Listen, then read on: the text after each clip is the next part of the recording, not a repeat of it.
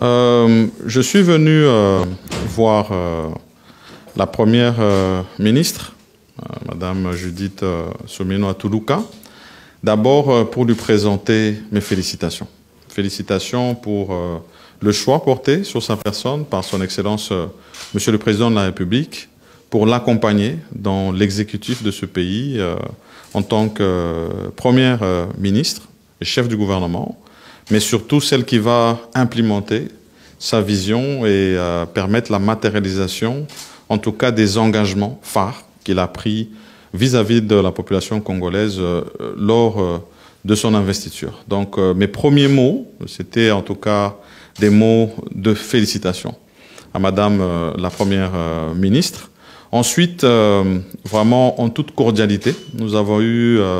l'occasion d'échanger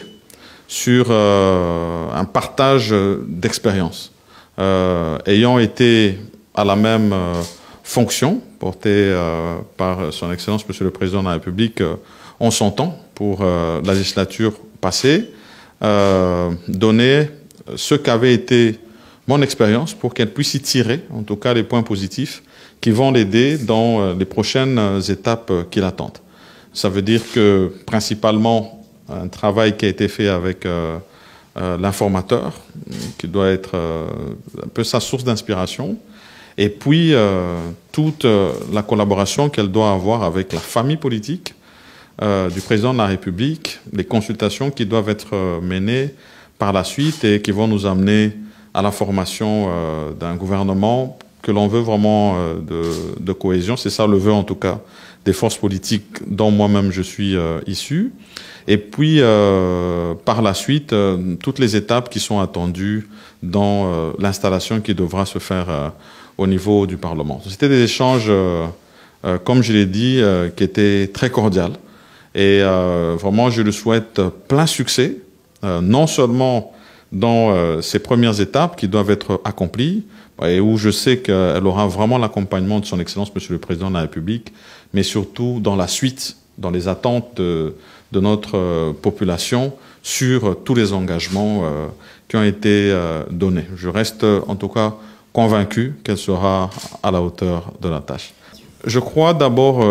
que l'un des points les plus positifs,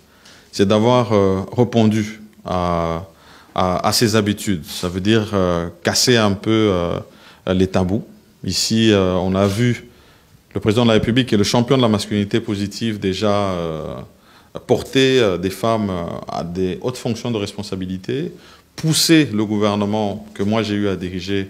à avoir le plus grand nombre de femmes depuis qu'on a eu des gouvernements en République démocratique du Congo. Et cette première, d'avoir un gouvernement, une première ministre femme, je pense que c'est un signal très fort qui est donné pour montrer que nous pouvons tous contribuer positivement à l'avancement de notre pays. Donc c'est un choix que je salue et surtout qui va apporter une adhésion massive par rapport à toutes ces personnes, toutes ces femmes surtout, dont je sais qu'elle aura la plus grande attention, parce qu'on en a parlé, on vient à peine du mois de la femme, qui sont victimes particulièrement à l'est de la République démocratique du Congo, mais dans le quotidien, parce que finalement, c'est la femme qui met au monde, c'est la femme qui éduque, et donc elle a généralement dans son cœur que le vœu du bien-être de ses enfants. La première ministre avec laquelle j'ai eu à collaborer au sein de mon gouvernement comme ministre d'État et ministre de Plan, et a été quelqu'un avec qui d'abord nous avons eu une très bonne collaboration, tout le temps que nous avons eu à travailler ensemble. Mais je crois que ce que moi j'ai noté,